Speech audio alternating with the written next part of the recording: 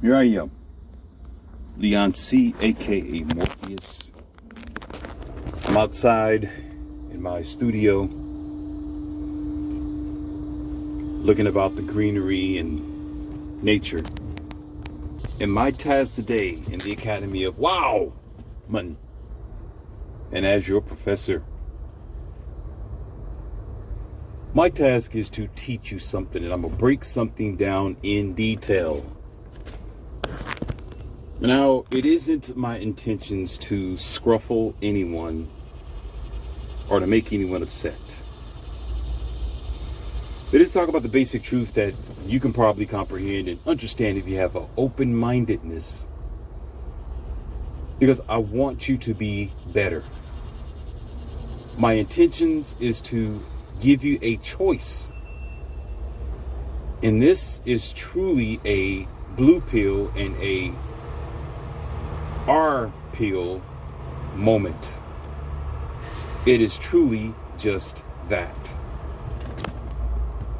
Now, I'm going to do the footwork first. And I'm going to give you the cake. Then we're going to break down the ingredients. And I'm going to tell you how this cake was made. See, in one of my audios, I said married men are ignorant. That's exactly what I said. And I also said when you get married, you limit yourself. That's what I said. So I'm going to break this down for you as much as I can, because listen here, I'm trying to show you the differences if you live your best life versus living your best life when you are married. Because marriage would do something to you that being single will not, and the reverse. You make a choice on what you think is best for you, but a majority of people who have gotten married, most times is because they cannot be alone. It's because their church told them to, and it's because they were going through a religious ritual that the family constantly do for their thought pattern. And the finality is children, which is a good idea, that kids are best raised with mother and father there. Yes. But I always tell you, then why do you have to get the state involved? If you have a child and you are together with the baby's father, or you're together with the baby's mother, the only two people that are responsible for your relationship is you and them. It's just you. The only ones who is in charge of if this relationship survives or not is you. That is you and that other person. When I say you, that's what I mean. No state, no God, no evil, no demons. You as an individual, as individuals, or a couple, you are in line for how you deal with your lover, your partner, your companion, your wife, your husband. Whenever you involve a financial contract, whenever you are trying to get the state involved in your relationship, whenever you bring in a third party, there is most likely going to be a failure. There is going to be a disruption. Because the average human being, person, whenever there is a power switch that they can use in the midst of a powerless situation, or a booster, or a help, or a provider that they can depend on to help them in that struggle, they will use it. Let's go even further. For an example, years ago, boys and girls used to fisticuff, meaning they used to fight with their bare hands. There was always a squabble at the bus stop. There was always a knockout, drag out, but nobody was dragged out on a gurney. Nobody was put on a stretcher years ago. There was no cops involved years ago. There was no domestic violence charges. There wasn't anybody going to juvenile nor to jail from school or just from whatever situation that would transpire. Oftentimes, there was a fight in a bar, but there were people who were sent home. They wasn't sent into a paramedic van. Why is this, ladies and gentlemen? Because it was something that was expected that stopped just right there. But when weak people got involved, when the new society was raised up with passive, weak parents, when boys was raised without a good role model, but rap videos and gangster rap, gangster music, music in movies, gangster idols, which every one of them carried a firearm, then they thought it was the coolest thing to do, especially when it was accessible and easy to obtain. So therefore, manhood or fisticuffing was thrown out of the window because there was a stronger power. Instead of going to the gym and getting more muscle, instead of practicing their martial arts, instead of enjoying their youth and just dealing with it face to face as growing boys to men, they decided to depend on a higher, more dangerous, more lethal power, which destroyed the entire, you can say the entire playground of simply fisticuffing and going home with a black eye and able to tell the stories in school or wherever they were at the day after. Same as when you involve the court system in your marriage. Same as when you involve the third party in your marriage. Same as when you involve the government in your marriage. Eventually somebody's going to depend on a greater power, and that greater power, or power in general, is generally going to corrupt the entire playground. It's going to corrupt it for everyone who gets involved and signs up for it. So therefore, instead of dealing with it as adults in this particular case or situation, we rather deal with it like children and always threaten to use that higher power, or you could say that interruption, same as the firearm, to deal with the battles in the midst of the marriage.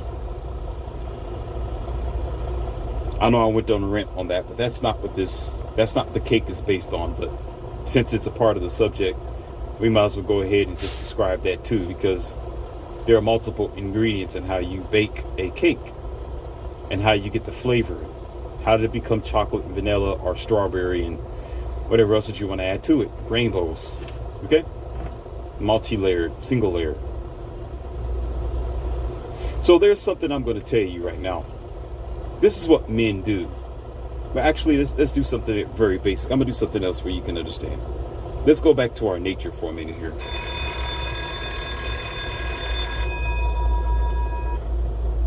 If you didn't know, you're sitting in the Academy of Wildman, and I'm your professor.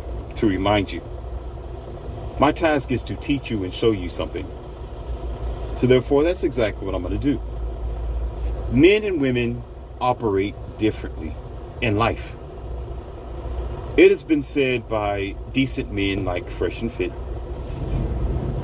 It's been said by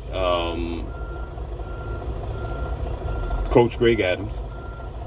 It's been said by Kevin Samuels. It's been said by multiple men, even the Godfather, Tom Likas.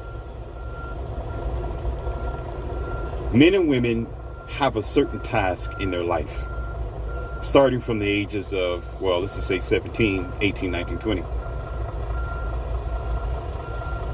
See, the task of a man is generally he's getting better. He rises up to the occasion, meaning he has to work to be the best version of himself.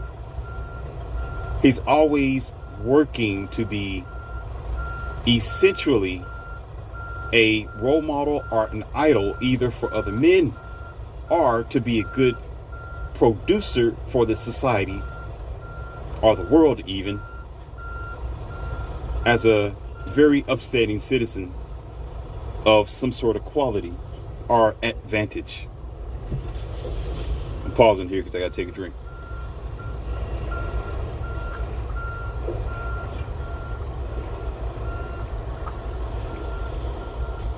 Today is not actually tea. I thought I was going to get that, but I decided, ladies and gentlemen, to drink some. Yeah, I drink water with my tea, and it's still the same water, but today I didn't dilute it with tea today. It's just the base of my drink here, and it is alkaline water with electrolytes. Alkaline water with electrolytes. It has been the best so far, and to me, it works out the best for me. Haven't had any problems with it. I bake with it. I don't bathe with it. That'll be a waste because this stuff could be quite costly over time. And that's a lot of alkaline water to be bathing in, and that's not recommended. Not the water that's going to go down in the tub anyway. You don't want to do that. But it is good for me. It works out quite well, and no issues. My chemistry is balanced. I'm fully hydrated most times, and very comfortable. No bacteria, no bad side effects. I'd say I have a winner here with my electrolytes and alkaline water. And it quenches the thirst a lot better and a lot faster too, because of the pH content, 9.5. Unlike the unrecommended tap water that you may drink, which is really nasty, of course, and you know what that's made out of, and full of fluoride. If you do your research on that, that's just waste. And you'd be surprised, people will still go to the fountain and drink that water and don't care about it. That's why you have a society of people who are dealing with all sorts of mutations, all sorts of futuristic disasters in their chemistry because of what they drink and they eat. Okay? So getting back on to what I was talking about. Excuse me, I almost lost my place for a moment there. Talking about men and women are different. See, a man is always getting better and should be getting better. And he needs to always think about what's best for his phylum, or him as a man. Even his sex drive is different as well, where he can be with multiple women. He can impregnate multiple women, and oftentimes men's desire for variety never is going to be quenched. It's never going to be quenched. There's always going to be something new. There's always going to be an adventure that he wants to pursue. And only the dumb men, only those who are uneducated of themselves, will say something like, I need to share my oats and spoil my oats first before I get married.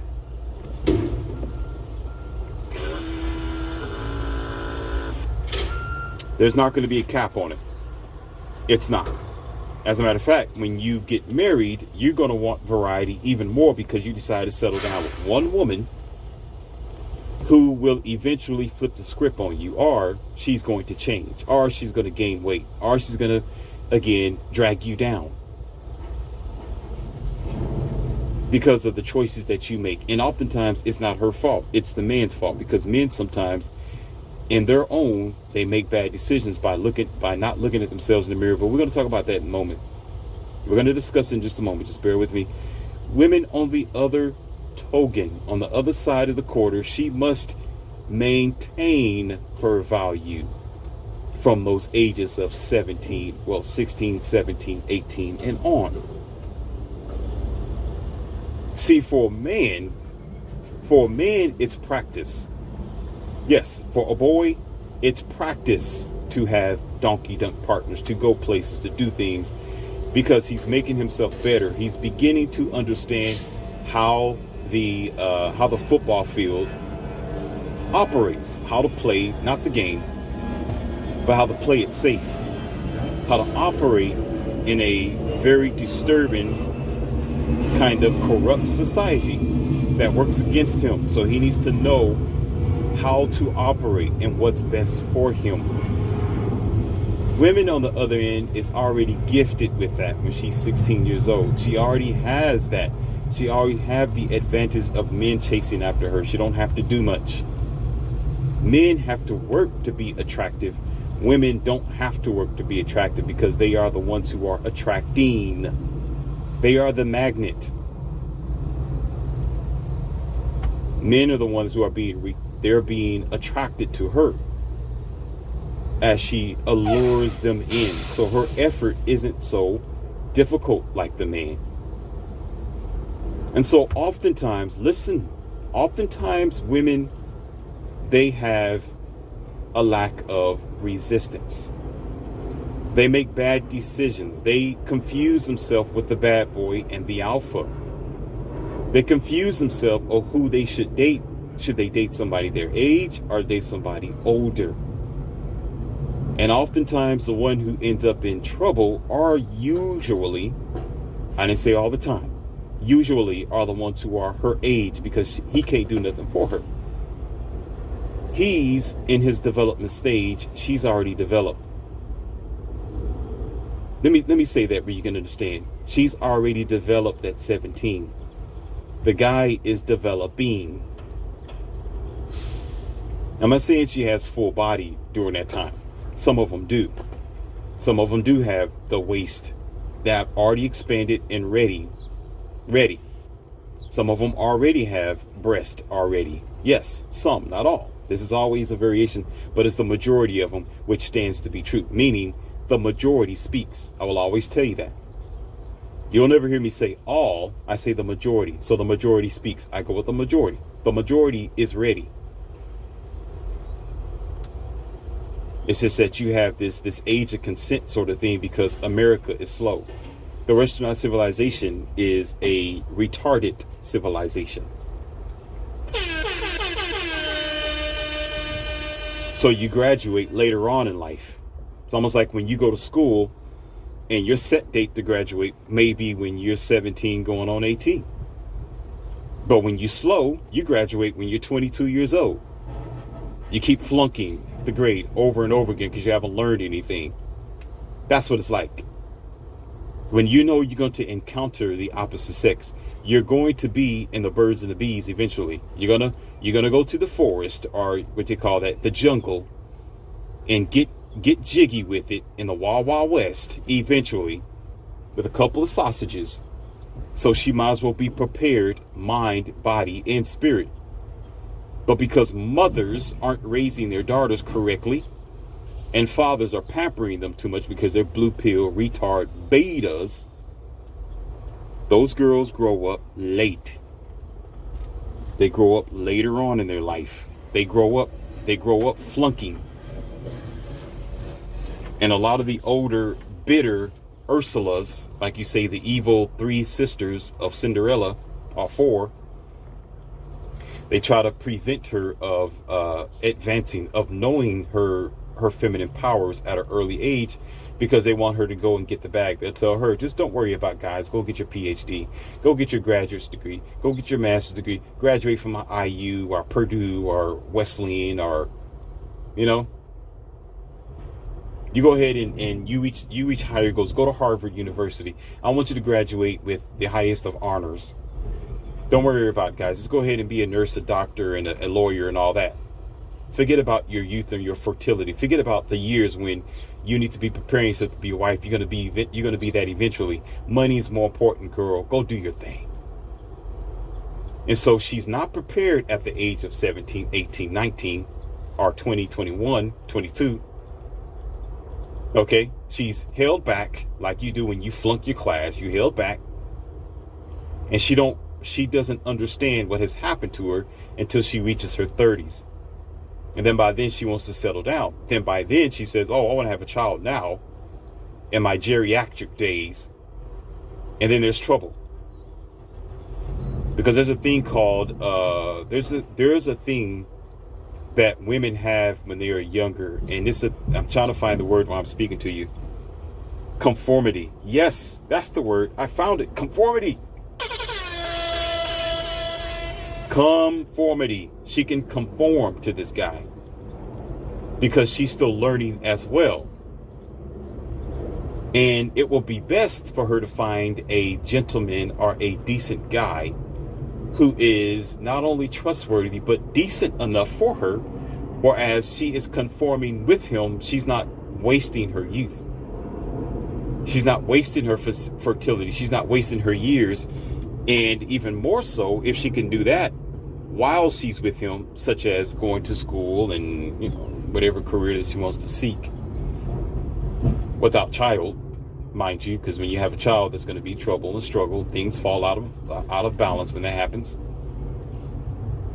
But she don't think about that. So she ends up thinking about it later on in her life, and then it's game over. It's done for her then, because she can't conform anymore. Because she's too used to being the boss babe. She's used to getting the bag. Listen to people from New York City. Listen to girls in Miami. Listen to how they talk. Look at them. I don't want a man, and I'm a businesswoman, and I got everything going on for me, and I'm 33 years old. And men will ask her, are you married? No. You got a boyfriend? No, but I'm in a situationship. Don't get it. You flunked. And if she don't get it right and understand what she did to herself and change her path, guess what? She'll turn 40, pushing 50, and forget it. Dog food and cat food is waiting for you. But that's not the point of the matter here, ladies and gentlemen. That's just part of the cake. That's not the cake that we're talking about, but it's part of the ingredients. Because we need to know what's going on here. Okay? I'm going to take another drink.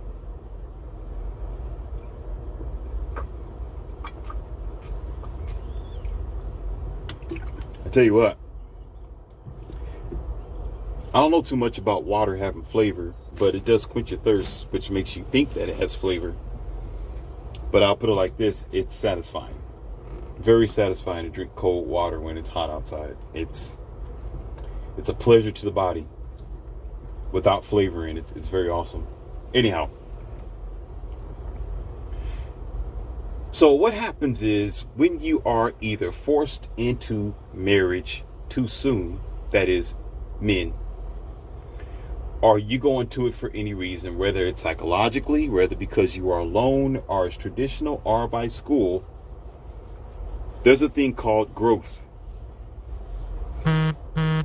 where someone is still growing, someone is still developing, someone somewhere is going to want to do something different while you're together in this marriage.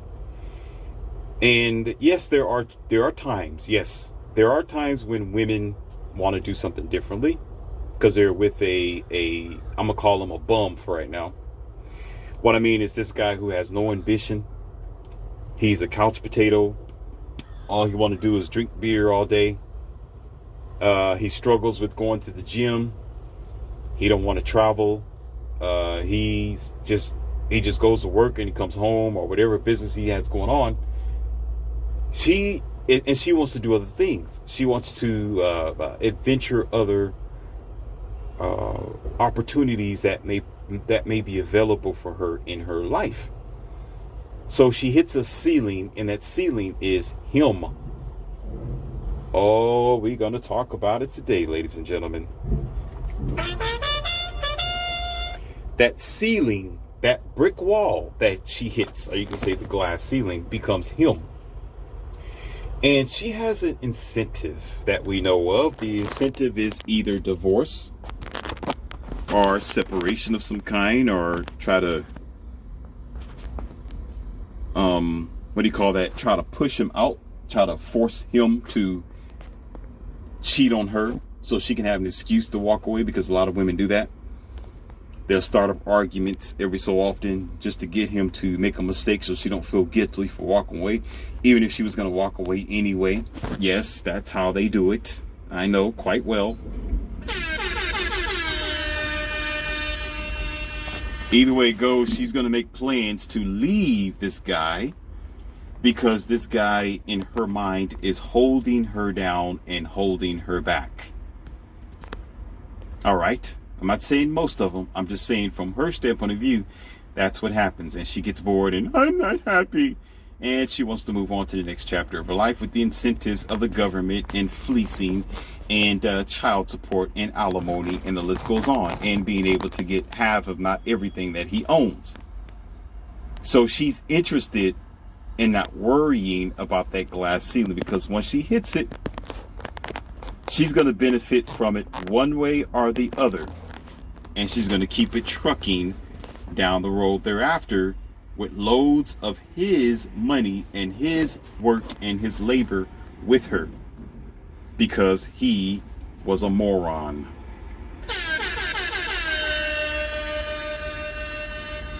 Now we're going to talk about the man on this side of the fence. The whole reason why I made this audio is for you men. I'm on the man's side, but I have to draw the line and discuss this with you for a very vital reason. Because I'm going to tell you something that you're doing wrong, which is why I said in my other audio that married men can be a bunch of idiots. Married men are sappy. Most married men have dropped the ball. And I'm going to explain that in this particular study. In most marriages, I'm going to say 99%, but I'm going to say most marriages. In most marriages, the two keys for men is a lot of things that women say. That you never stop growing, and if you grow, she grows with you. That's usually the idea. And women will say that too. Oh, we're gonna work it out together. We're gonna grow together. If you grow, I grow. If I grow, you grow. This sort of funny fairy tale story. You know, it's kind of funny. I need you to check this out, because y'all got peanut butter in your ears. Listen, it's kind of funny that they say that when they file for divorce 80% of the time. You know, it's kind of funny, men, that they'll tell you, well, I want to grow with you, but yet they file for divorce anyway for some reason. You know, because your breath stink in the morning, because you didn't make her feel good a certain day, because you didn't buy her any Valentine's chocolates or something small and insignificant to have nothing to do with life and death. She will divorce you for. Why is this? It's a thing in between called non-accountability. But we're going to get to that in just one moment. And here's another word: compatibility. Did you hear what I said? Compatibility. A lack of compatibility, which is key here, because guess what? You are to grow and get better and discover more of yourself. You are to be the king of your kingdom and explore your kingdom. Adventure to the possibilities of what this world has to offer you. Make yourself stronger. Get in the gym. Race your cars. Go to the shooting range. Do hunting. Go to the bookstores if you like reading. You know, sit back in seminars and study things. See, a lot of men think this too. That count your money together. Put your coins together. That's all you've been taught nowadays. Well, you know, it's all about money. It's all about my business. It's all about being a businessman. It's all about getting rich. Yeah. You can do that all you want to. But you're going to be a rich man in a golden coffin, just like any other human being, for your ignorance and your stupidity. Everything in your life isn't based on money. You've been told that. You've been modified to think that. And also you have a society today, which only focus on that evil dollar bill. I get that. Yes, it is required. You need it, but it is not all in everything. So guess what? A lot of the guys, instead of focusing on themselves and focusing on the essential development of their life, they only focus on how to stack their paper. So they're not concerned about the gym. They're not concerned about the minor essentials of their life. They don't think of the bigger etiquettes of what they could do to adventure this side of existence. So they lack in certain prospects of themselves. They miss out on certain qualities and details of existence that gives them character or creates a better... Hold on here, get something adjusted. Got a little distracted here. I had to spray some pest control. I had a couple of grown bees that wanted to decide to come over here and pick with me. And that was pretty much the wrong time to do so while I'm sitting here creating audio for you. That'd be pretty bad sound effects to hear this grown man yelp from getting stung right here in broad social media. So I had to pause it on that. So that kind of distracted me for the past 2 or 3 minutes. I was doing my best to try to get the word out, but it got the best of me. But that's not going to change the fact that I like being out here anyway. It's what I do. It's my place. I enjoy it and I like nature, but sometimes nature can get in your way and bother you. I mean, if I'm not bothering them, they shouldn't bother me. But anyhow, just the way it works. Talking about the me. Let me speed up the process now. See, men focus on the wrong things oftentimes. And one of the things that a lot of men get distracted by is a woman and trying to procure her for her extended body, meaning he wants to have her on a constant basis. That's why she becomes his wife or sometimes his girlfriend. That's to choose this girl and to stay with this girl if she is of some sort of value or quality in his life. And oftentimes this guy don't know what potential she may have in the future tense, in the future terms. And so the snag is this uncompatibility sort of thing. See, you're compatible because you're man and woman. Yes, you're compatible because you can have children. Over a certain length of years, you may still seem to be okay with this person where you're dealing with your everyday struggles. And sure, grandma and granddad did things a little bit different than what we do today. And yes, oftentimes the marriage or the relationship it's not fully about happiness. It's not fully about enjoying the love and romance that you have with that person. Sometimes it is obligation, and it takes a little work and it takes a little commitment. But what changes all that, what really changes the most of it, is when you have kids. When you have children, that's when the contract gets a little bit more serious and a lot more obligated. And so this particular ceiling that you reach with this pretty much locks the door with trying to get out of that marriage or that relationship. It pretty much seals the deal. Being with her already seals the deal. But when you have kids, it pretty much throws away the key and welds the lock hole together. Where in order to get out of that, you're going to have to go through extreme measures and lose a lot of yourself in the process to escape that dark hole, that dark tunnel. And there has been many of people, and I'm not going to put the statistics up here, and I'm not going to show you all the videos and show you all the victims of this, but there's been plenty of men who have lost everything just to get out of a divorce or to get out of a divorce situation.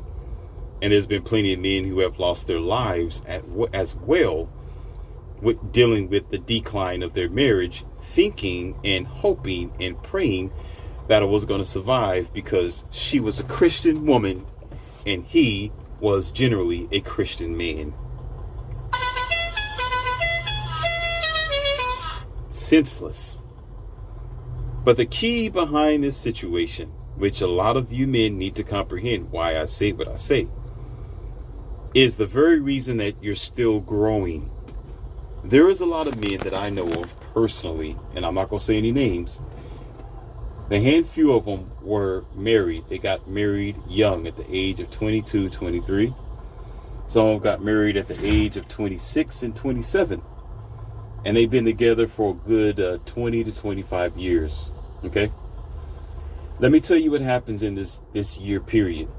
Haven't did it, but I did my psychology, did my studies, and I spoke with these people. And there are some things in your own environment and society which is self-explanatory. It's self-explanatory. Everything that the information that is available is always available for the majority of people. You have it on your dumb phone. It's displayed before you on the news. It's there where you can see it. You just don't know how to put the piece together because you don't care to attach the information to knowledge. You don't care to do it. So therefore, we fail the misunderstanding where we think you got to have 10 years in college to understand something that's very common and simple. That's how stupid we are today. Mind blocked because we want to be mind blocked. When there's very simple things. It's like when you need to change a tire, you never went to mechanic school to do it. Sometimes nobody showed you how to do it, but if your car breaks down enough, if you get a flat enough and you get tired of spending money on someone else doing it enough, you got to learn how to get underneath your car. You got to learn how to get the tools out of the trunk, and you're going to figure it out. And you know what else helps you? Sometimes when you go on social media, somebody can demonstrate how to actually change a tire. Therefore, you just change the tire without going to mechanic school or going to ITT Tech Institute. Am I making myself clear, or are you still stupid? So anyhow, besides that, yes, I got a lot of experience and knowledge as well. I'm just saying the basic fact that you have common sense at the tip of your finger. Anyhow, so this is what happens in a 25-year period, or more or less. But at a certain time when you with this person, and I'm going to say it again, I said it before, it is real when it is said two people become one. What does that mean, men and women? What does that mean when they say that in marriage, you two are actually one person? That means she becomes you, you become her. Your struggles is her struggles. Your struggles is her struggles, as it should be. I know about the variable where she don't care about your struggles. I get that. I know. Yeah, you're speaking to somebody who know about that. Okay? I understand that you have to remain, keep your masculine frame. Yeah, I get that. But you're still underneath one roof. And she may handle it in her own feminine way. And you, the masculine way. But you are still united as one. You're still one person. You're one unit. So the uncompatibility with the growth in this particular situation, just told you again, uncompatibility. The uncompatibility begins when the evolution takes hold, meaning when it's time for you to grow and do better for yourself, you want that other person you want to raise her up with you. Okay? And you're doing so because she's part of you. She's your wife. She's your companion. She's the mother of your child. But there is a kicker to this. Because she is a part of you, there is something that you're missing that other single men, such as those who aren't married, I put it like that. As far as the adventure, as far as getting a chance to sit down and study in silence what life is really trying to tell you, what your religion is trying to tell you, what the universe is saying, or even your interpretation of God is trying to tell you, you miss out on that because every inch of your evolution, you're going to have to share it with your companion. You're going to have to take them to your level, or you're going to grow apart. Growing apart from your wife, or in return, her growing apart from you, has been a killer in the relationship. It's been the top tier issue right along with non-accountability. I can't even say the word. I keep saying accountability. Compatibility. Non-compatibility. because we don't get to see, or we don't try. I'm not going to say get to see. We don't try to see 10, 15 years in advance. All we think about is the first year of romance. We think about just getting married, by procuring this person because this person is nice, because this person worked out for the past maybe 10, 15, or 5 years as a friend. We dated for 9 years before we got married, and you think you're perfect. You're still going to run into that snag of non-compatibility when evolution takes hold in the relationship, when one wants to do better for themselves. One wants to now finally go to the military or the Navy, or become a firefighter, or go back to school, or go do some yoga, something, whatever it is. There's going to be something. I know there's a certain age limit before you go to the Navy and the Army, so I'm just throwing that out there anyway, just in case they're 21 or 22. But older than that, of course, is like changing careers, is changing lifestyles, change of belief system could actually affect the relationship as well. One person, see, let me tell you something about this, and this is one of the major things too, and it's a part of the story that this lesson I'm sharing with you. It just works in perfectly. When it comes down to religion, the kickback that I get from most people, most of them are married. When I get an email, when a follower chimes in, when they're misunderstanding what I'm saying about God and religion, when they feel offended, most of them, they have a ring on their finger, ladies and gentlemen. Why is this? There's a math behind it in the psychology. A lot of the times, these people, they don't have time to listen to what I have to say. What that means is this: they hear me, they're not listening to me. You hear what I say. You hear my words, and it's appalling. It's strange. It's, oh my God, Jesus don't exist. Like, oh, you bastard. Oh my God. Oh my God. You hear, they hear me, but they don't listen to what I'm saying. When you hear a person speak certain words, and you have a programmed mind, or you believe a certain way in living their existence or your religion, it comes off offensive. And you know what most people will say? And don't trust me, I'm not the only one that get this. Every other YouTube creator and content creator gets this as well. They will say, I don't like your delivery. I don't like how you said it. I hear what you're saying, but I don't like how you said it. That's because they're only hearing your words. They're not listening to what you're saying. They're not there to learn. They're there to argue. It's not that the married couple are specifically men in this particular situation. Married men can't listen to what I'm saying. It's that they're not allowed to listen to what I'm saying. That's the key. Not allowed to. Because here's the fact. When you listen to something that is a fact and makes sense, you have to do two things. Two things you're going to have to do. One is you're going to have to evaluate it and concentrate on what's been said. And the other thing you're going to have to do is, if it makes sense and it's going to take you to the next level of evolution, if it's going to help your life, you're going to have to take that advice and change. And that change means you're going to have to change your whole spectrum in your marriage or your relationship. And a lot of people, our married men, aren't willing to do that because they've been misled. They're still in their traditional mindset. And when you've been in it for, again, here you go, an example, 20 to 26, 25, 30 years for some of them, 9 years, you are one with your wife. You're one with her. And so when I am giving you examples of how free I am, with my companions, and I'm going places and I have girls and I can, I have all my trophies on the wall, and I can throw my shoes wherever I want to, and I don't have to answer to any woman in my house. I'm the boss of what I survey. They can't understand it. Listen, it's hard for them to understand. They can't comprehend this. Why is they can't comprehend it? Because they settled themselves in a limited ceiling. Now, this is another word I get back. Calm down.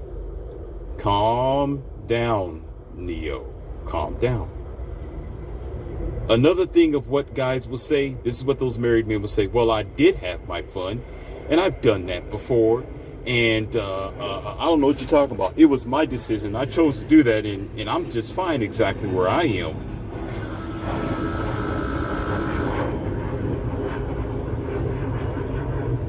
Do me a favor for a moment.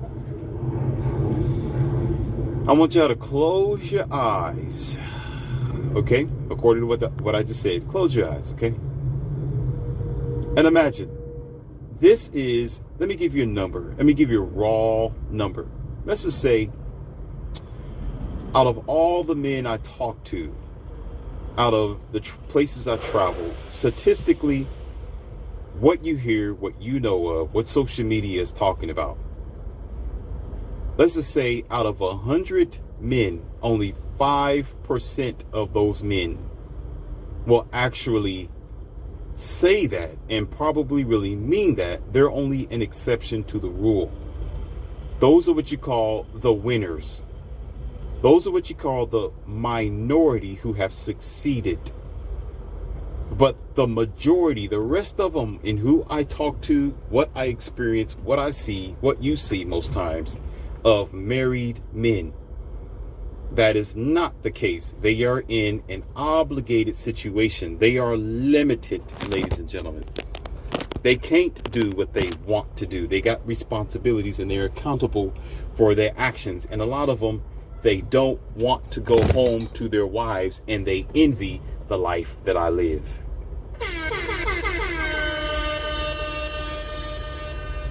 With that envy come resentment. With resentment come a bitter sprinkle of hatred as well. And with that, it don't matter how truthful or what the truth is that's being said to them, they're not going to want to listen. They're going to always want to hear just to argue and to have this rebuttal, which comes from menticide, because they can't get out of their situation. They have to mentally deceive themselves in illusion and actually say or think that they made the right decision, even if they are in a limited life and function. Because if they truly listen, with listening, it's going to bring a sense of anxiety. Anxiety means you're going to have to do something about your situation. And because they've been passive betas their whole life, because they are one with their wife, and because they have to bring their entire family to change with them, in their pea-brain minds, it's too hard to do. It's going to be too difficult to man up this time of day when the drapes is made by her. The bills are halfway paid by her.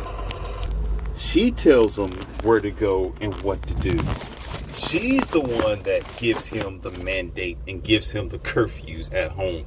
She's the one that has him literally by the balls in everything that he does in his life. And he's the one sitting down on the bleachers talking about happy wife, happy life. So she's been running the show for the majority of their marriage and relationship. So therefore, he knows good and God well if he comes to her trying to assert some type of authority or manhood now. If he comes to her trying to change the game now. If he comes to her talking about, well, honey, we was once Christians, but I thought about what Morpheus said, and let's rethink this. If he tries to play that game now, he know that she's going to have his head and his balls on a silver platter. And the divorce papers in front of the door, and his kids in her arms as she's walking away from him, and he's going to be sitting there like the loser he always was. Because it's always happy wife, happy life. He can't do it now. You might as well forget it. Oh, I'm going to try to be like Morpheus, and I'm going to get like 2 other girls. She's going to be like, you are out of... I can't even come up with a word.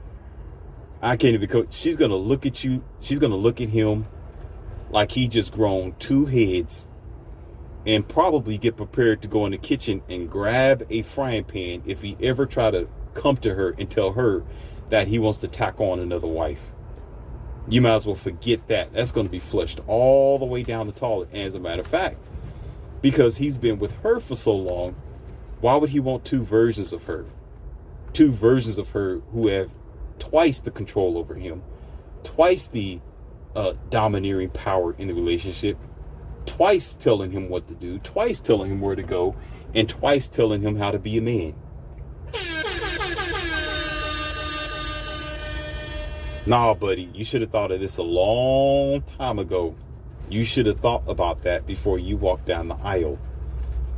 These are things that men should think about before they decide to settle down with either one woman or when they decide to settle down, period. You can't be like Morpheus. You can't be like other men. You can't go out there to Miami Beach with a Long Island iced tea and flaunt whatever you have or do whatever that you want to do as a man, because you obligated yourself. You limited yourself. And now limitations, you may think that when a person says limitations, you think it's a terrible thing. So let's make something clear with this. Okay, let me go ahead and do the track work for you so that way you can listen. Shut your damn peanut butter ignorant black box up there that's programmed and operated by your wives or the ignorant society, and listen to what I'm saying. I don't hate marriage. I don't mind having one companion. Those things are good. They are okay. And limit doesn't mean that it's bad. It just means that you settled right there. Okay, you made your choice. You made your bed, lay in it. But as a man, I understand how the world is operating today. This isn't 1940. It's not 1963. It's not 1990, ladies and gentlemen. It's the 2020s today, where women are operating on a different energy. Relationships are operating on a different energy. Your court system and the divorce court is operating to destroy you eventually. So I'm not going to put my head in the meat grinder and be married to a possible catastrophe. And if it should ever be, especially with one woman, that means there's going to have to be a long track record, and there's going to have to be a long length of prosperity and a reason behind that, besides tradition, besides what the church say, and besides what I feel. But a lot of men don't even go by that. All they do is go to the simplicity of, well, this is what I'm supposed to do. Supposed to grow up, supposed to get married, have kids, and then pass away and leave a legacy behind. Because you're simple like that. You're a simple species, and your whole life is simple. That's why you get simple results. Simpleton. I am a man of, prosperity. I am a man that looks at things in, there's a word for it. I can't think what the word is. I'd rather not limit myself. I'd rather not limit myself to the possibility of destruction and put myself in a position where it goes against my manhood. It goes against my very nature when I am built for variety. I'm built for more than one woman. I'm built to keep going. I guess you could say like an Energizer battery. That's funny. It just works in line with that. Not to steal that quote. It just sounds great. Or Duracell. That's just the way I operate. So therefore, I'm not limiting myself. I'm always doing better. I'm always excelling. And I'd rather be in a position of power than in a position of weakness. When you get married, you are in a position of weakness, men. And then you dumb enough to get weak for one woman. And now when it comes to growing, you can't grow. Now you stuck right there, and you have two kids at one time. So there was a I like this, and it's just amazing. I really want y'all to check this out. And this was Tom Likas, by the way. And maybe I'll find it somewhere along the line. But Tom Likas, he made a video. And in this video, for the thumbnail, it makes sense now today. This is 2021, and he made that video a long time ago. In the thumbnail, it was a man who was actually digging himself in the ground. You can see the dirt in the thumbnail, and the guy was digging himself. See, you already settle yourself down when you're like, okay, I want to get married, and I'm going to get married to this one woman in a so-called monogamous relationship with which the society is really never monogamous, but you want to do it anyway out of hopes and prayer because you think you're that one Christian that left the cuckoo box. So you dig yourself right there because now every other woman is off the market. You wasn't honest with her. You said to have in the hold, you're the only one. You committed whatever see, it's always in the beginning of a relationship. What you say to the person, you be honest with them. Hey, I got multiple women, or I can't settle down, or you're the one, or, I go places and, there may be somebody on the side, but I'm gonna come home to you. Whatever, I don't care what it is. It's not my business. I'm just giving you examples here. It's not what I'm telling you to do. I'm saying in the beginning of the relationship is where you make the groundwork. And a lot of men, because they can't get any extra, because you don't get no action, you find this one woman who you find to be attractive and she may like you. She's one out of a billion girls. Wow. You met her in college, or she's just one friend that stuck with you the whole time.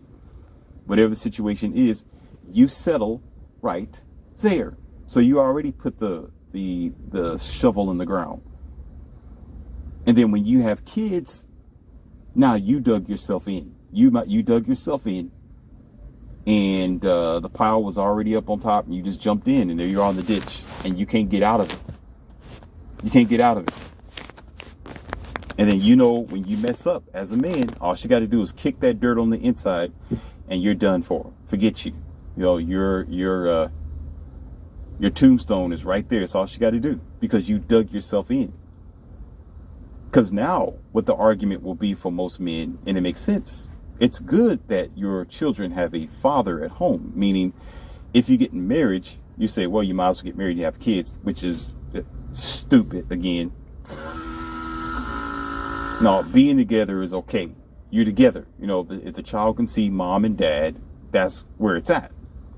Because a family is best raised when mom and dad is there. But you put the state in between, you put financial contract in between, you make all kind of obligations, then you probably might make a business partner out of her and all that. You got your Social Security, your everything about you is tied into this. So you dug yourself a hole. This is why you hear and you see often broadly where even a 6-year-old can understand most marriages don't end well. This guy has to dig himself out of the ground. You got to dig yourself back out to survive or to get out of that marital catastrophe because you made the wrong decision and you were stupid enough to go by, I would never hurt you. I would never do that. I'm not like the rest of them. You can choose me. I'm the one for you. Anything and everything just to get you to, here we go, believe, because you don't know. And the first thing you'll say, here's another thing that a dumb person say, well, sometimes you got to take a chance. You don't ever truly know a person. Even if you try to evaluate them, still, you get married to them, they can still change up on you.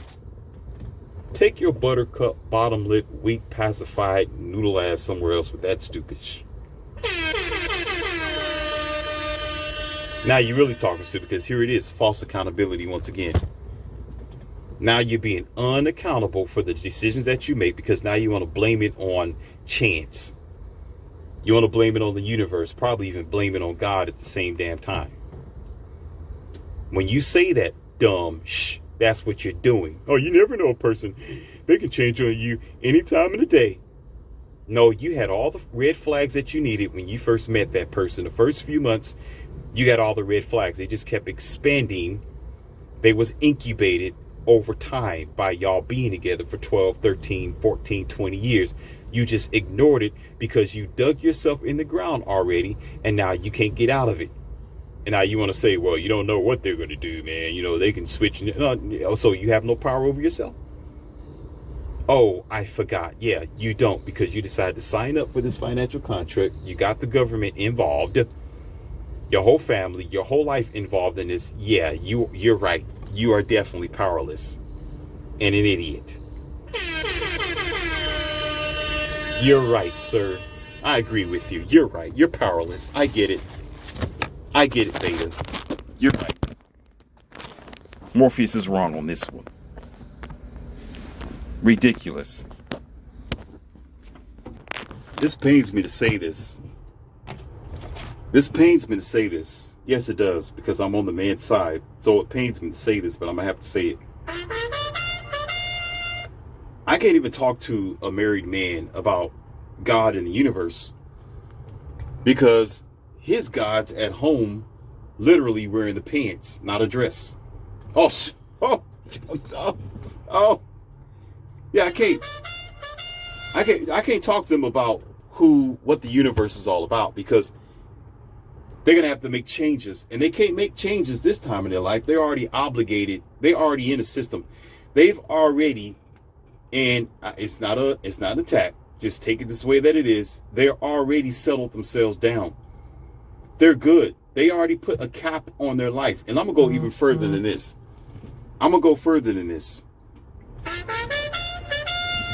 What's even worse is that a lot of men think the definition of a man is growing up to have a wife and have children, and to them, that's the definition of being a man. What are you talking about, Morph? At least I got kids, man. I'm taking care of my kids, and I'm married, and what do you just want to walk around and be a male 304? What are you talking about? I'm a man. I'm married. You ain't. I got kids. You ain't got kids. So who you talking to, man? You just a hater, man. I'm a man and you not. That's what I'm gonna bait you on. I'm a man. That's what it's all about. Sir, let me educate you. Let's do that again. Because clearly you have been misled of what the definition of being a man truly is. The definition of a man isn't defined by him getting married and having children. That's an obligation and a responsibility that you willingly, as an individual person, signed up for. Because there's plenty of women with children as well, and that decide to get married themselves. That don't make you special. And as a matter of fact, if you knew that you was a man and you understood as a man what you are to do and how you are to protect yourself as a man, you wouldn't be dumb enough to get married in this generation in time, and equally as stupid to bring a child into this corrupt world at this particular date and time, especially the westernized civilization. Because if I was that child and you brought me into the world, I would hate you for it. Because this is not the time, and it's a different energy going on planet Earth. Do I make myself clear? And as a man, you need to understand how to be the best version of yourself, to understand whatever definitions that you acquire or you want from yourself, like your own phylum, like your own nature, like your own potential, like your ability to create, your ability to be yourself. Sometimes you got to be selfish with you got to be selfish with your time, your money, your space, and yourself in order to understand where you stand in the society. And when you do so, you can give your own self the definition of what it is to be a man, instead of going by the old, traditional, chaotic, unfulfilling, broken, silly, and senseless system that's been produced since the beginning of man and woman called marriage. Go sit your frail, funny, buck-tooth ass in the corner of the classroom, and I don't see your ugly face again. Don't play with me. Don't play with me. I got a meat grinder in this academy. Period. It's called facts and logic, not feelings, not ignorant programming, and not telling me about what somebody else said. It's about what you know. If you're still talking this nonsense, it's not about what you know. It's about what somebody else told you. So you're not a man. You're a little boy. Talking about, oh, you know, I'm married and I got kids. That make me a man. No, today it makes you a moron. The hell out of here, that stupidity, talking dumb. I'm a man now. Yeah, birds and bees can do the same thing that you're doing. You see that dog over there humping in the middle of the street? In a few minutes, that dog is going to have puppies. What makes you any different? Think it's something special. You ain't special. Now here's the fact. You got to know that I'm not trying to step on your toes, because I'm doing this out of concern for men. I'm doing this not to give you an idea, but to give you facts that you can probably figure out for yourself. So I'm not trying to make myself seem or sound like a macho man, because I'm not. I'm just like you. I just made better decisions out of my life. I was more conscious and cautious based on seeing the way that the world was. Listen, my ears was closed once upon a time. Once upon a time, I did not concern myself with my own manhood because I was going by the programming also. I was told that I was supposed to get married. I was told I was supposed to have kids. I was told I was supposed to do certain things. I was supposed to be Christian. I was supposed to be an upright citizen. All this old nonsense jargon, blah, blah. Bush, no.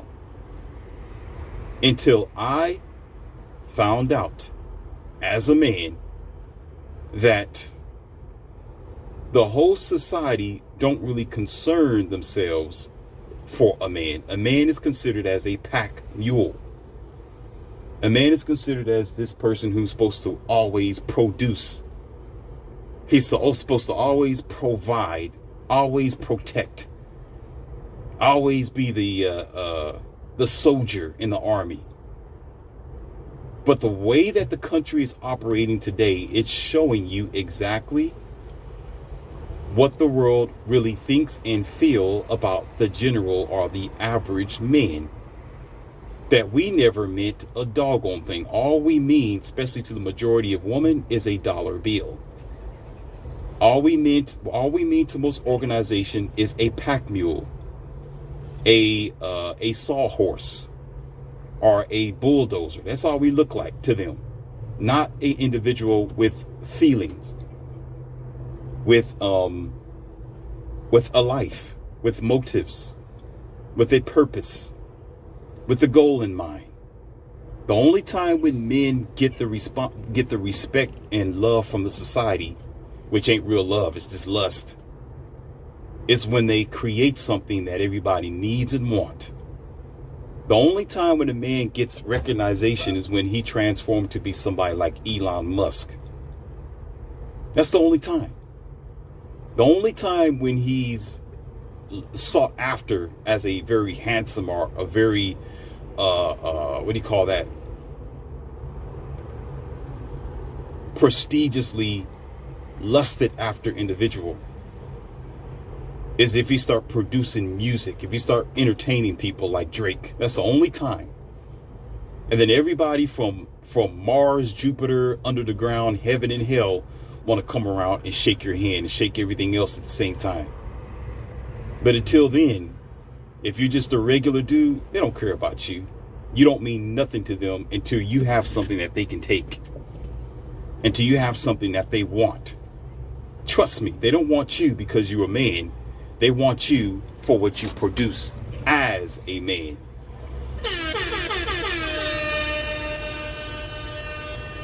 Talking about, I got a wife, it's important. They still don't care about you, and your wife probably don't care about you either. Well, you know, I got kids. Yeah, they never cared about you nor your kids. I'm getting to get ugly with this one, but I'm going to have to hold back. Some of y'all not ready for it. I was going to go down to the school system. I was going to go out to the needle and the math, blah, blah, blah, blah, blah. I'm not going to do it. I'm not going to do it. No. I'm going to save that for later. I'm going to save that ammunition for a different time. When you start talking crazy again, I'm going to pull out the bulwarks and run you over. But if you're talking that nonsense, obviously you're not ready. It's never about you and your little bitty life. It's what you can produce. It's about what they can take from you. This is why the program is for women to behave the way that they do and give them the incentive to break your contracts in the marriage. Because they don't see you as anything important. Why not the reverse? As contrary as it may seem in this audio, I do my best to vouch for men. I do my best to warn you and tell you to be the best version of yourself and open up your mind and have nothing to do with some invincible Casper the Friendly Ghost, that you can be the God that you worship, not that you're worshiping yourself. I mean, you need to understand that every consequence and everything that you do is based on what you're doing, not some sky daddy.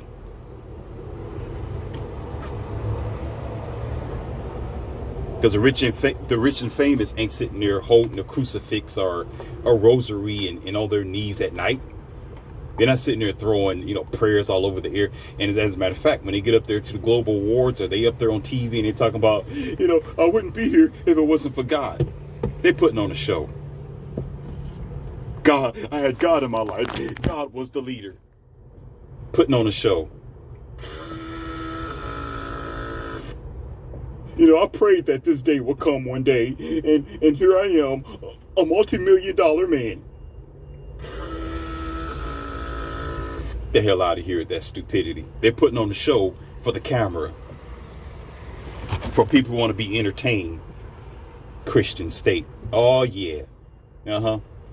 I see what you did to the state. I see what you did to the westernized world as a Christian state, country. The hell out of here. Shameful. You should be ashamed of yourself. If that's the representation that you want to give your God, that you want to give your Jehovah, that you want to give your so-called Jester, the friendly ghost, you put shame on yourself and on the Bible.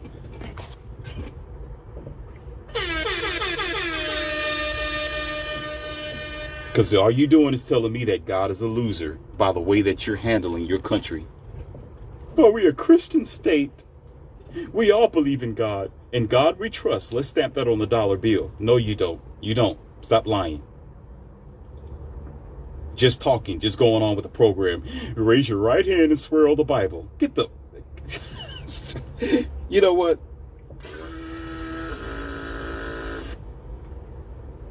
Senseless behavior, and you going along with it as a man. Please, Junior, sit your crusty boxers down in the chair. Sit down. As a matter of fact, wash them first before you sit your butt down, and clean the chair when you're done. Sanitize it. It's funny how when you in court, they make you raise your right hand and swear on the Bible. I swear on the Bible, so help me God, that I'm telling the truth. Yeah. What? This can't get more kindergarten than this. It can't get more kindergarten than this. But yet, y'all struggling in marriage. Yet 80% of your marriage is the marriage divorce is initiated by women. But yet you want me to raise my right hand and swear on the Bible. But yet you can't raise your right hand and swear on truth and reality. We can't even be real with ourselves. What I am generally telling you, and I'm going to repeat myself again in so many words and ways, because I have not forgotten or let go. Let me move this thing around this window because it's getting toasty out here. Let me give you a scenario, men. Let me be very basic with you since we're kindergarten. Okay? So I'm gonna do it like this.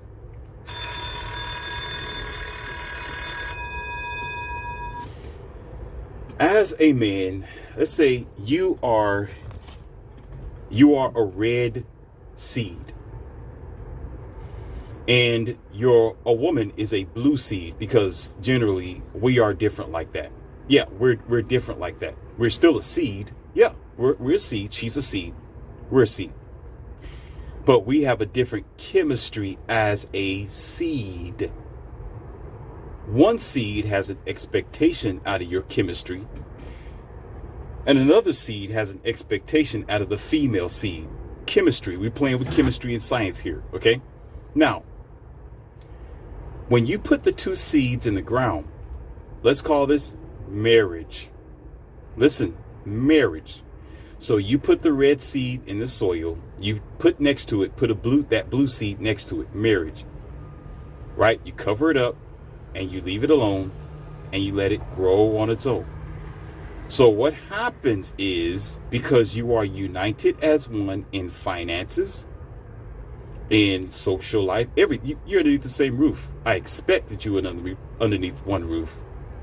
I don't want to hear about this dumb stuff like, we're married and we live in separate homes.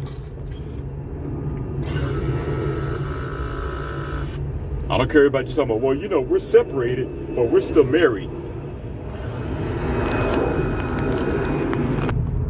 Here's another one. We pay our separate bills. We sleep in separate rooms. And, if we ever do anything, he always has to use a condom. But we're married. And here's a new one as well. Yeah, we're married. We live underneath the same roof. And, we share the same bills and everything. But we're swingers. We accept any type of people in our relationship. And we do threesomes, orgies. And, but we're still together. We're still married. No, we're still one. Ma'am, no, you're not. No, you are not. Cut the buffoonery and stop the nonsense right there. Stop right there. That's stupid. Don't want to hear that nonsense. Share that with somebody who's dumb. That's not marriage. That's not marriage. You're acting like two grown dummies. That's what you're doing. Teenagers playing around. You're not married. You're playing. You're not serious about your union. So we're not talking about that. We're talking about two natural, homegrown, real married people.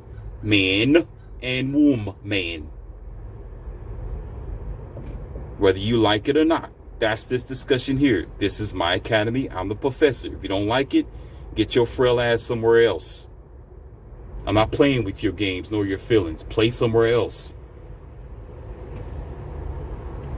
When you put these two seeds in the ground, you become one.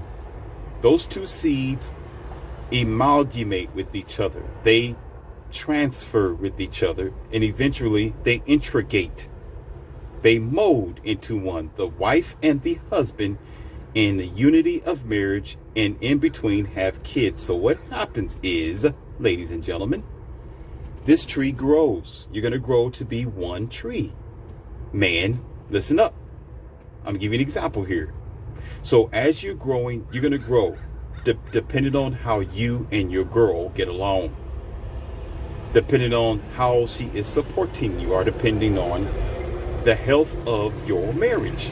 And you stop right there. You're going to be as tall as the both of yours potential integrated as one. And then you have children. Your children are the fruits that pop from your branches, from your offspring. It's going to be offspring. You have your leaves. Whatever the fruits are, that's what it will be. And then it falls to the ground. Then it starts all over again. The process, whatever else. So you're there and you're obligated. You got fruits on the tree already. You can't actually just wither away and be cracked open, or get struck by lightning or break apart. You got all this stuff going on for you. Now, as a single man, before you go down that way, what happens is you are a red seed for a reason, because the experiment happens as a man. Because remember, man and woman are different. Because women need men. Men have the potential to survive. Women have the potential to require the assistance of a man. That's nothing but facts, whether you like it or not. If you separate those seeds, put her in her own soil, see what happens. And we have done that. She's going to grow to be so tall, or maybe even a bush, or maybe even a short tree, maybe even something that, you can just let your, I don't know. It's going to be there depending on the caliber of the female. When you take that red seed of the man and you plant it in soil and you leave it to its own devices, it's still going to grow as a tree. And it may even grow even further, because genetically, mentally, spiritually, logically, and as a male, and especially when he's the best version of himself, like the potential of Elon Musk and other famous popular guys being multi-million-dollar men, okay, they're going to continue to grow anyway, like the tallest trees in the forest. Why is this? There's no retardant. There's no restrictant. There's nothing to stop it. There's no heavy obligation. And most times that I know of, and I got to go deeper in studies with this, if there's no fruits that are on the tree, it's going to grow even taller. Because there's no heavy obligation. There's no fruit so low to the ground where somebody's going to have to grab something like that. No, it's going to be all the way up there where you got to climb all the way up the top of the tree. And it's going to be really, really big and grow really, really old and flourish. Some men don't get to that point. You stay stunted at a certain part because you obligated yourself too soon. Then you start bearing fruit. You don't last that long. When a storm comes, you break.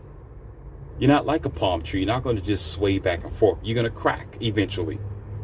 You get struck by lightning, you hit the trunk of the tree. Eventually, you come back up. Like when you go outside, you see these trees that got struck by lightning and heavy winds. They're tilted over. You're done. Because your nutrition is only so much. You're holding on to too much dead weight.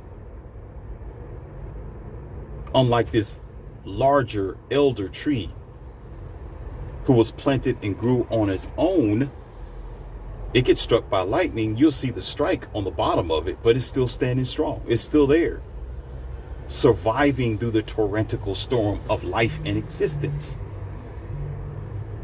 But there's a certain part in a man's life when you get to that point, when you're getting to be successful, you're flourishing, you know what you want, you are settled, you know the obligation you're getting into when you decide to take on a wife and have children. By that time, you should be a big tree. By that time, you should be flourishing. By that time, you should be sturdy and strong with a wide base.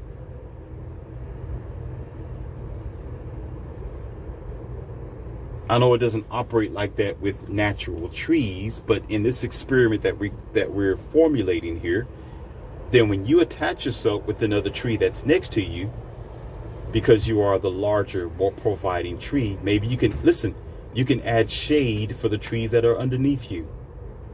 You can add shade for the wife that you take on into your life. You can be her umbrella, thanks to Rihanna. You can be her umbrella. The hell's a woman gonna be an umbrella for a man? Get the hell out of here with that dumb stuff. Umbrella. But like, take that on. What?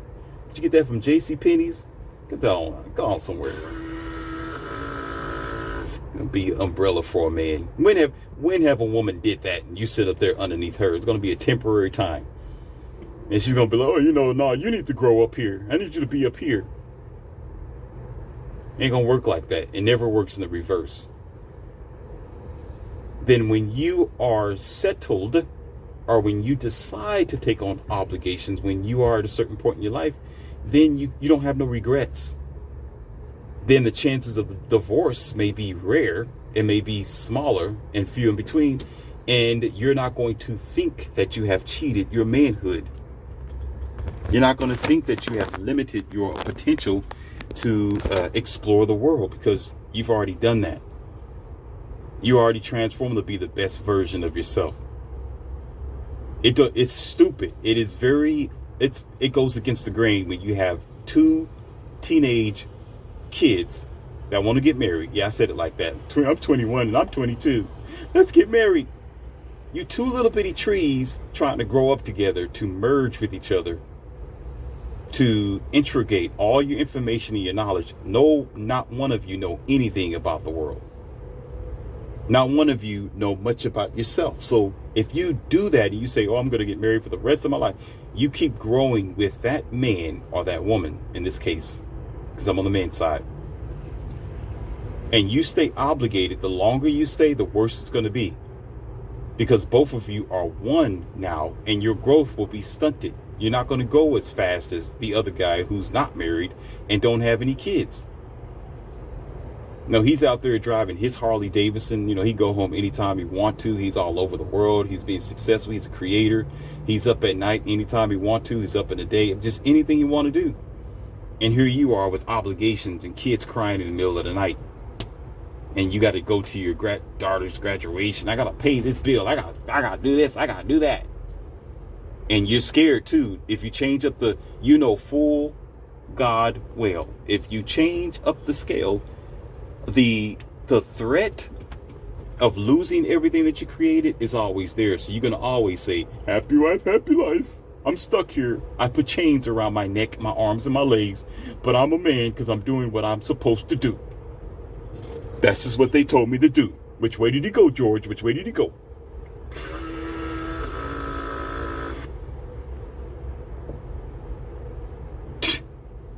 Ridiculous. You only win when you are in a position of power. What creates that position of power is knowledge. Knowledge is information on what you're dealing with in the most tough situations, where you can fix and manipulate the situation according to the family or your marriage. And a lot of men don't get that information because they're too stuck in a stuntified situation, and they can't change their curriculum.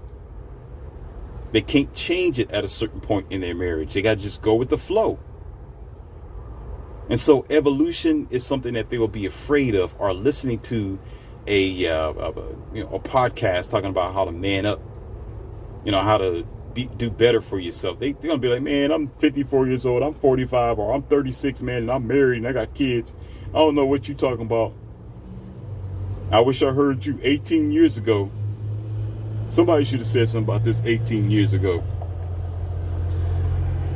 So I keep needing to remind you on the often, I'm that guy who will give you, I will email you, or you'll meet me and we talk face to face. I will tell you, be like, bro, this Saturday, there is a bike club and convention or something like that. You are invited. Let's go. Hotel is paid, man. It's just a couple of hours. Let's go down there, have a couple of drinks. Let's chill out like men. Let's play some pool, right? Let's talk with the fellas. Let's communicate. Let's link up or something like that. It's going to be nice. You'll enjoy yourself. There's going to be dinner. There's going to be some girls down there, women who aren't married, who's free, and other things thereafter. Then it's going to be, new artists that's going to be in town, and usually I can't do it, man. I want to do it. Man, but I got to stay home. My wife, man. My wife she's going, she going to get home late, like 8 o'clock. So I got to be at home, man. I can't go. You go along. You go ahead without me, man. No, you ain't got to tell me. I'm going to do it anyway. I'm going to go without you anyway.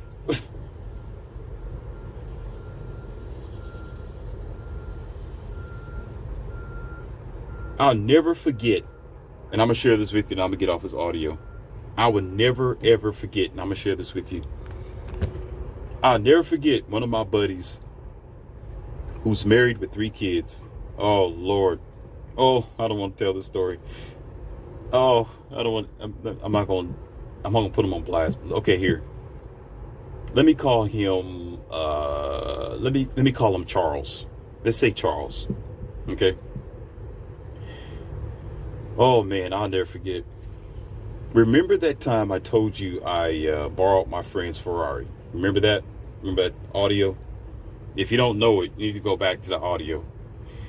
So when I had it, and I got guy friends, and I was playing with them, I was going to just do a prank on them and say, this is my car. And then after a few minutes, nah, that's not my car. I was just driving it to the that car show, right? So I go up there I pull up to the house, right in front of the house, and I see one of his daughters looking out the window, because they got like a glass window of the door, front door. Then she ran back inside because she's like, who is this? Like, what car is this? Who's that? I don't know who that is. Like, ooh. Then I get out of the car and he start walking out the house real slow. He had his hands in his pocket. He's like, oh, dog, man, what? Like, what? Ooh, look, what? That's yours?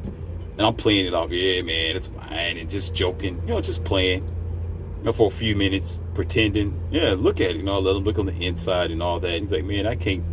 You did this. I'm like, yeah, man, it's just a Ferrari. I mean, it's not like it's, to me, I'm not gonna talk about it because it's not here to blow my head up. The story is, let me go ahead and speed up the process. So I don't want you thinking, oh, Morpheus is showing. No, I don't have a Ferrari. I told you, I don't flow like that. Maybe one day. No, I was borrowing the car. Do I make myself clear? It wasn't mine, not mine. No, I don't have that in my garage. Okay. So anyhow, make that clear for you idiots who don't listen. So I was pretending, and he was like, after a while, I was just, I showed him. I was like, it ain't mine, man. It was just a friend of mine, a so-and-so who, they're flowing like that, not me. He was just nice enough to let me borrow for this little time. He's a cool guy. I was like, oh, man, I thought that was yours. And yeah. And I was telling him about the car show and how good things were. And I was showing him some pictures and things like that. And we walk in the house and sit down, and I just see gloom. It's just like, this is it, dude. And, two girls, and one was in the front room, the other one was just walking up the stairs, and his son was somewhere, doing their thing. And I think his wife was like in the back room, and I could hear, oh, who is that? Oh, how you doing? Okay, Leon C. Morpheus, Mr. Morpheus, whatever else. And we talked for a good 15, 20 minutes because I didn't want to keep the car there too long. I'm looking outside the house. It wasn't like there was in a ghetto or the hood. It was an okay neighborhood. But I'm always going to be, I'm always sharp anyway, looking out the window while, doing my thing. So I'm like, yeah, man, I need to head out because I've got other places to be. And I'm getting ready to go back over here. When I drop this car off, I'm going to go hang out with my girls over here and, shoot some pool. And I'm getting ready to do this bowling challenge. Yeah, I get into everything. I like challenging, so I like to challenge what I'm good at, what I'm not good at. If I'm not good at it, I lose. Well, I lose. I get better at it. And I've said, you know what, you should hang out sometime. Can you go down to this, you want to go do bowling or something like that sometime? Because, I'm always free on the, the weekends if I'm not, busy with not business. Nah, man, he turned around and be like, I can't do that, man. I got to go to work on Monday, and I got the girl to take care of over here, and my boy, he got this. I'm like, oh, okay. He said, hey, man, you be doing it big, huh? And I turned around, I was like, what are you talking about? You be doing it big. I'm not doing it big. I'm just living my life. So what do you mean doing it big? Yeah, man. You rolling in that dough, man. I see how you rolling, man. Ain't no guy gonna let you borrow their Ferrari if you ain't rolling yourself, man. What you do? What you pay him to borrow the car, man? I'm like, calm down. What are you talking about? I was like, it's not like that. It's not like that. I didn't have to put no money down. I'm just a decent guy like that. I'm just trustworthy. I'm just a good friend. I got connections. I got people. They know me. I know them. It's just like that. It ain't all about. It's not all about the Benjamins, brother. Not all about the Benjamins. And this guy, I'm walking out, and he's like, man, if I can just do it all over again, while I'm walking down the stairs, and I can barely hear it just by the length of my stride, him saying that behind my back, like, man, if I could just do that. And I just turned to wave to him, and I'm getting in his car, feeling guilty. And to be honest with you, I felt bad inside. I felt bad because it's like he's caged. He's done. I mean, I can't sit. I mean, I need y'all to check this out. Just hear me out. What if I called my buddy up and said, hey, I got my friend here. He wants to test drive it around the corner, and I'll be watching them and all that. We're going to the mall area over here. This big parking lot, nobody's in it. He just wants to see what it feel like to sit inside the Ferrari. And what if my buddy said yes, and I'm standing there with the key, and I'm like, hey, man, come roll with me. Come on and roll with me, man. My buddy said it was okay.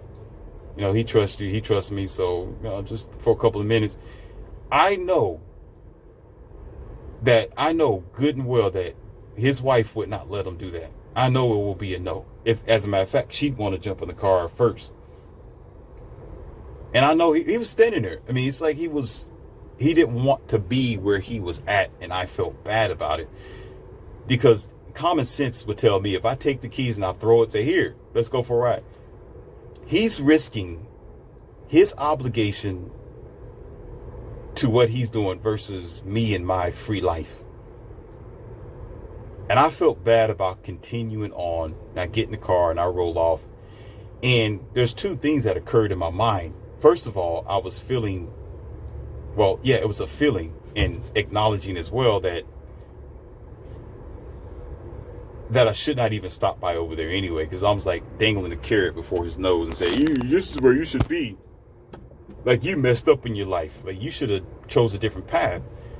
And I should have just let him be oblivious and just stay happy with his limits.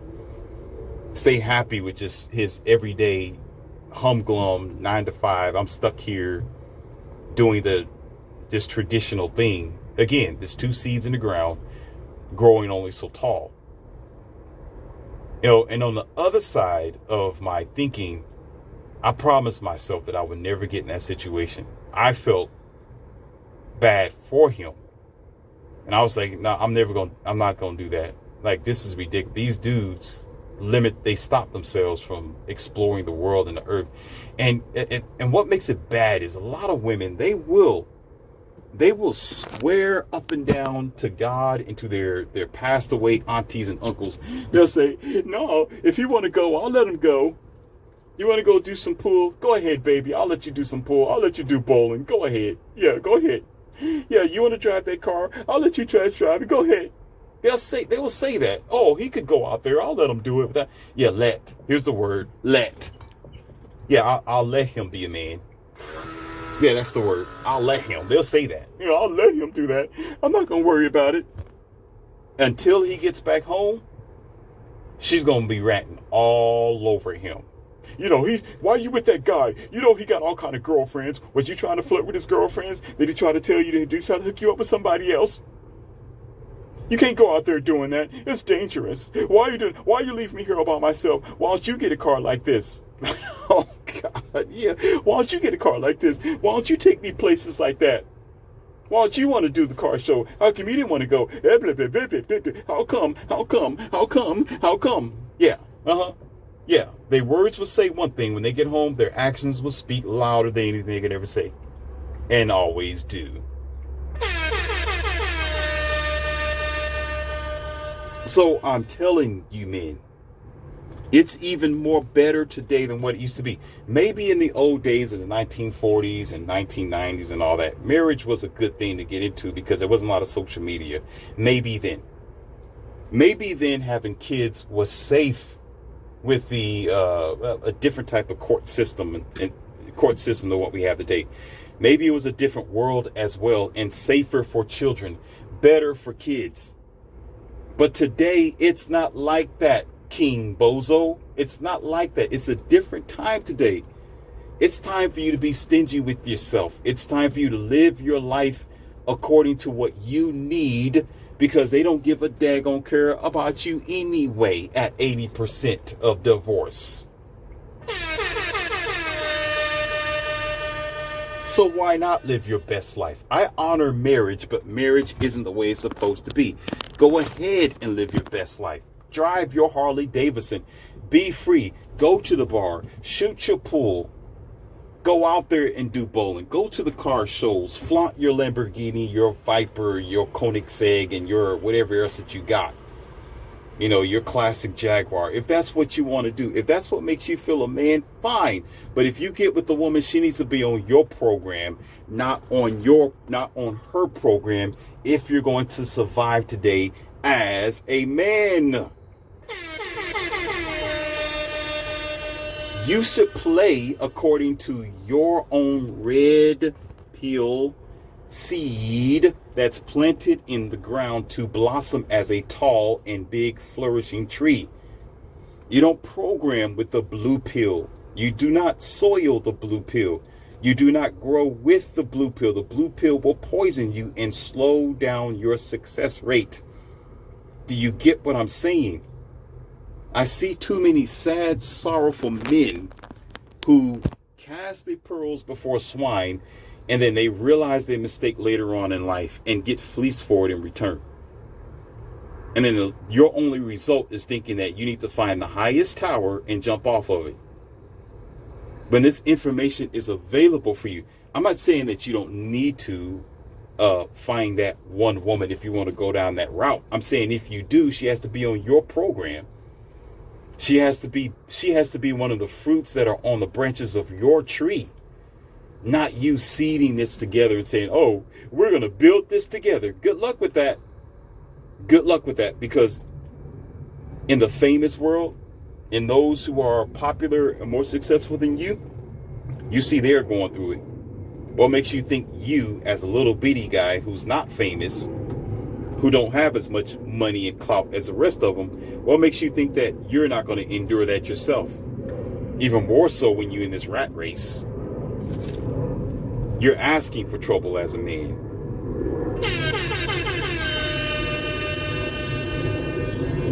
Therefore, I'm harsh in my delivery, but I'm harsh for a reason, because it's serious. I am trying to help men and to open up your eyes. And the way to do that is to let you know how everything is played against you. That is your health and your religion. 3 of my hot topics. My hot topics is religion, it's health, and it's relationships, our family, marriage, children.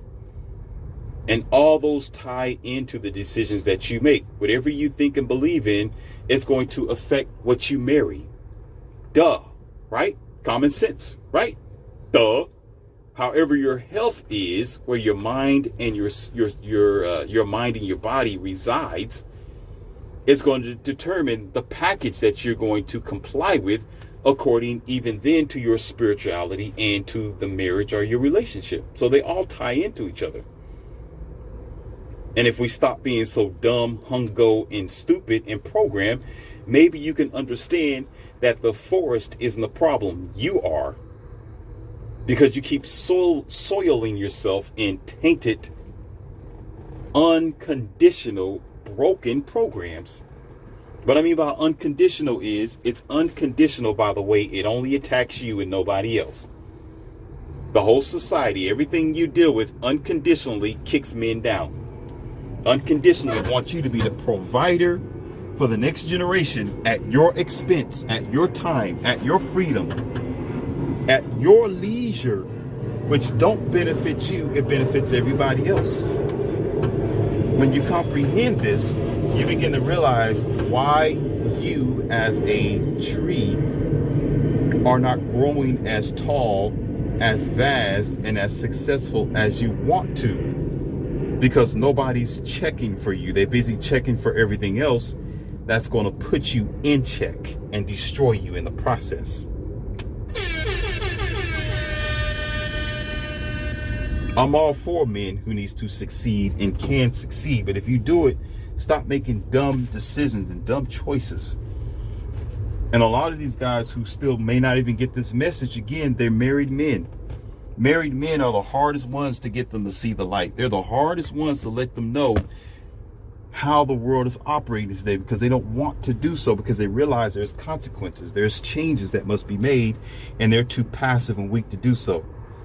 So they love their happy wife, happy life. I'm happy where I am. I'm okay. The world is good. Everything's fine. But you know what?